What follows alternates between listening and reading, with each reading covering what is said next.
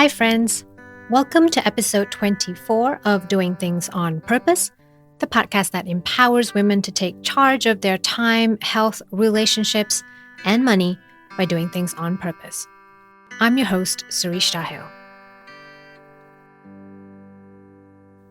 This week, I was thinking about the important inner work that we can find ourselves needing to do. The work of shifting our thoughts, feelings, beliefs, and intentions toward a more open and authentic direction. That's the buzzword today, authenticity. But I'm not interested in authenticity from a marketing standpoint. I'm talking about real, no hidden agendas authenticity, that we're not just pretending. But before we dive in, let's first begin with this week's Mom Check-in. By the way, for my regular listeners, let me know if this self-care section in the beginning of each podcast has served as a helpful and loving reminder for you, or if you just prefer that I skip ahead to the topic of each episode. Let me know by leaving a comment on Instagram or Twitter at suristahel, or write to me at suristahel, suristahel, @gmail.com. So let's get to it. How have you been this past week? The same? And is that same a good same or a bad same for you? If it's a good thing, then I'm so glad to hear it. It's such a precious thing to even notice what brings us joy and what nourishes us.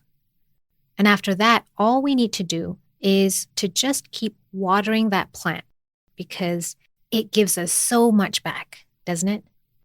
Then on the other side of the spectrum, if your just the same as always week isn't such a good thing, then ask yourself, what needs to shift? Not next week or next month. What small shift can you already do today to make your day-to-day and your week-by-week feel just a little bit easier and more joyful? Personally, my same as usual week has been pretty good. I wake up at 5:50 a.m. My self-care routine consists of my morning yoga, some journaling, and cozying up with a book whenever I find pockets of time during the day. For work, I dedicate about 3.5 hours every morning and then 1 to 2 hours most afternoons when the kids are in school to create, record, write, or learn something new. That's about 5 hours of work time per day, except on days when my kids have afternoon activities. And then the rest of the time gets quickly filled up with family activities like cooking, cleaning, shopping, and relationship building routines that I'm sure most parents and couples know need to get done once in a while. And then at the end of the day, I try to go to sleep by 10 p.m. But it's not all roses. I'm starting to find myself battling with monkey mind as I do my morning yoga these days, because there's so much new information that I'm processing, either through the coaching course that I'm going through, books that I'm reading, or podcasts that I'm listening to. It has definitely reactivated my workaholic tendencies. And so I've been sleeping later than I'd like and waking up with this monkey mind instead of the usual stillness that I used to have.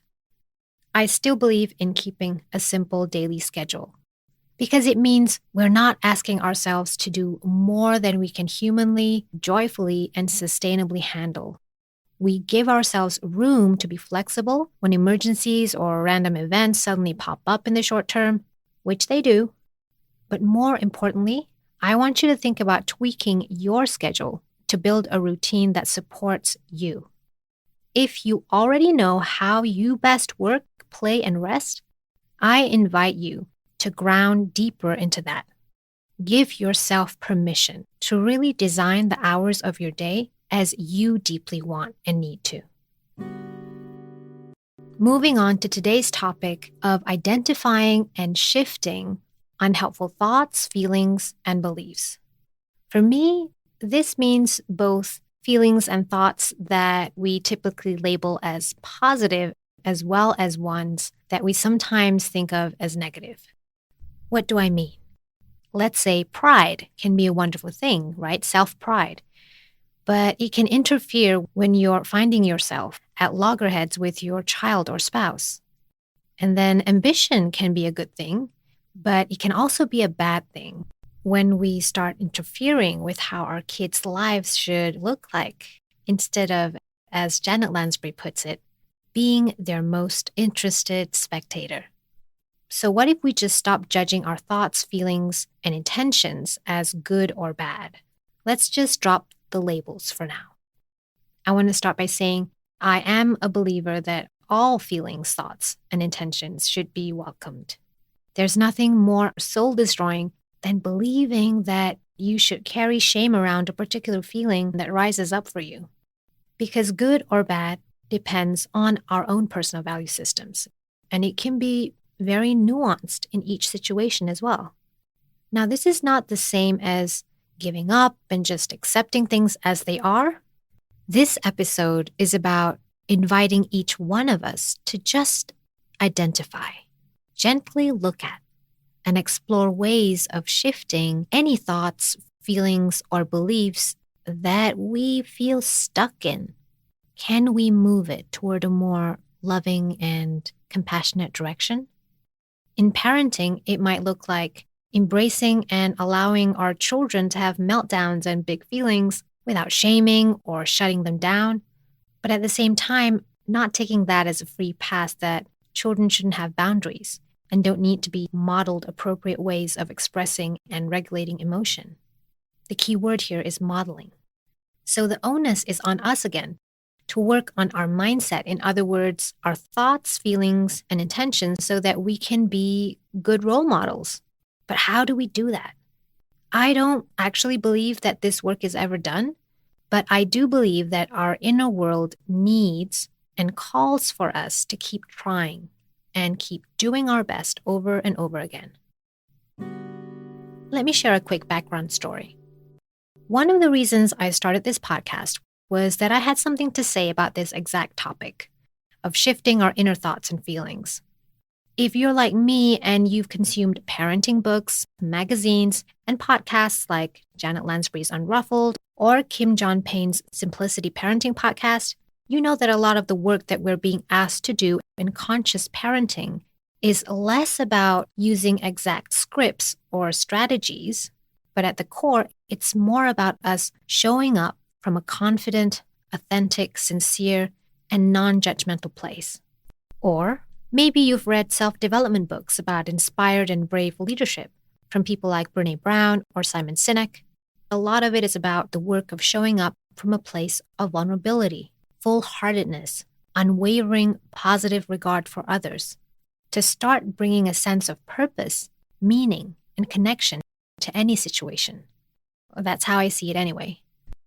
So intellectually, we might already know this, but emotionally, we can have a lot of trouble getting to that loving, wise, understanding place within ourselves, which actually influences everything else, from our energy, body language, tone of voice, choice of words, intentions, and ultimately our actions, or lack of action for that matter.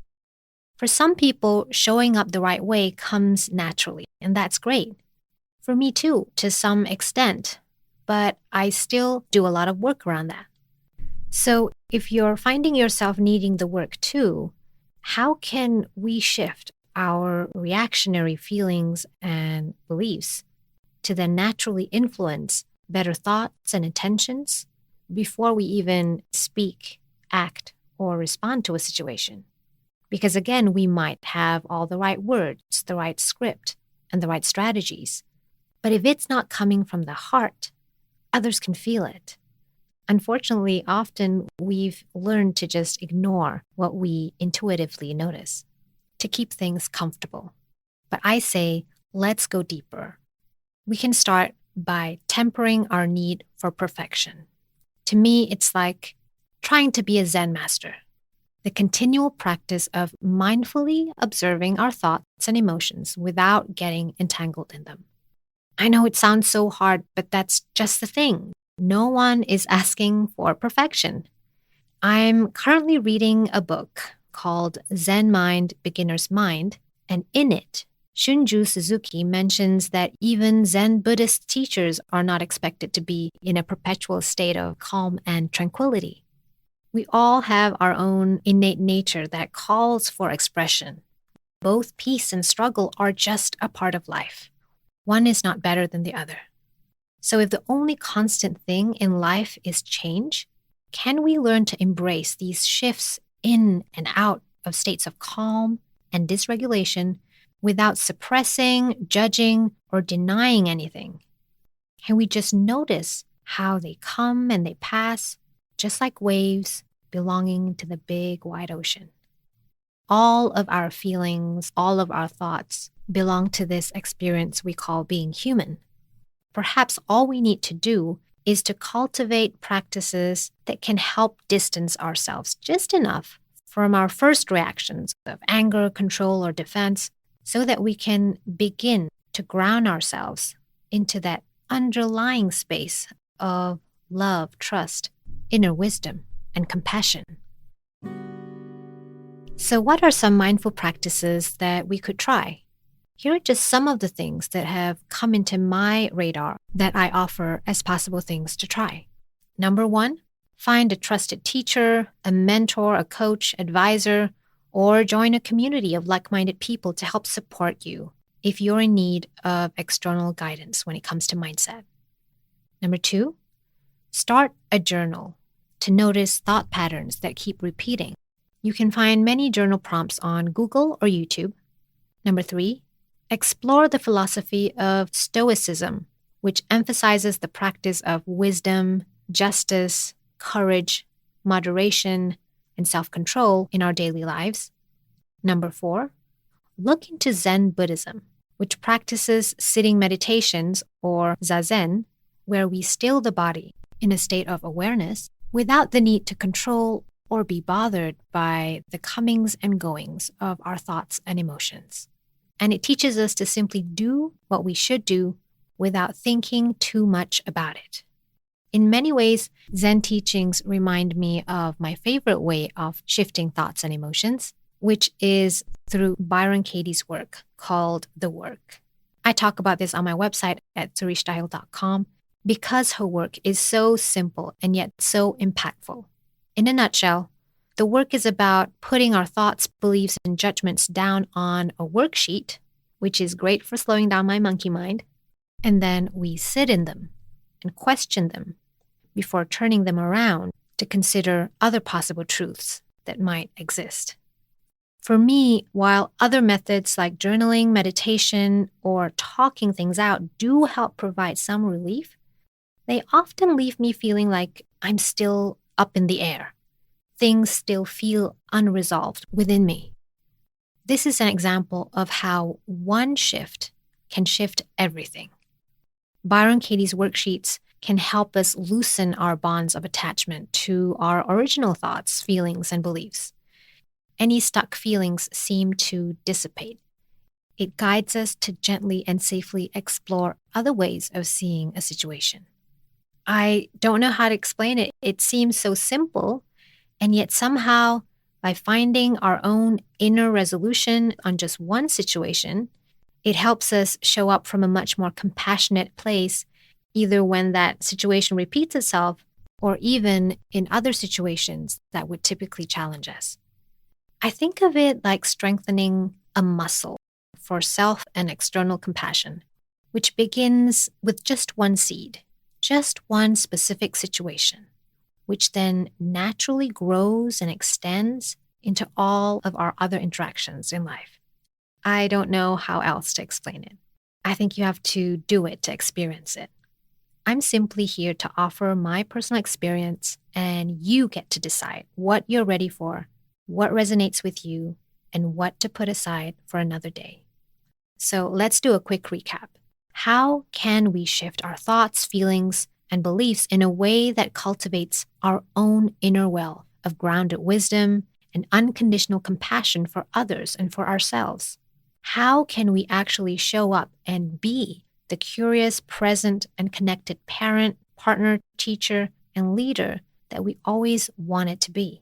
How can we let go of our hidden agendas of pretending to care and of our need to say and do things for the sole purpose of getting to a certain outcome. How can we learn to actually care and to empathize more than we naturally would? As I said, we can move our efforts away from the focus of saying the right words and doing the right things, because often that's just for show. What we're trying to shift is the actual intention behind those words and actions.